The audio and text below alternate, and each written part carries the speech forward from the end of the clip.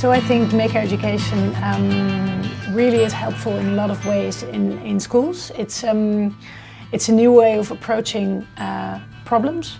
It's working on stuff that you care about, and it's meanwhile developing many new skills, such as computational thinking, design thinking, but also being creative with new technologies. And what we think is also really important is that children understand how technology is being made and that it's being designed by people, and that they also have if they know how it's being made and how it's being designed, then they are able to critically reflect on it, and they are able to take a stance and say, like, I think this should be designed or made in a different way. So it gives kids an understanding about how the world is being made and how they think the world should be made, and gives them tools and skills to create the world and their surroundings themselves.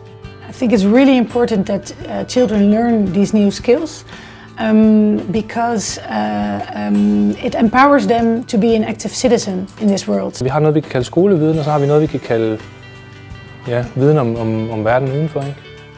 Du skal have erfaringer med verden for at kunne forstå verden. En ting er at læse noget i en bog, men hvis det du læser i bogen, hvis du kan binde det op på nogle erfaringer, kan få de ting til at hænge sammen, så sker der noget andet.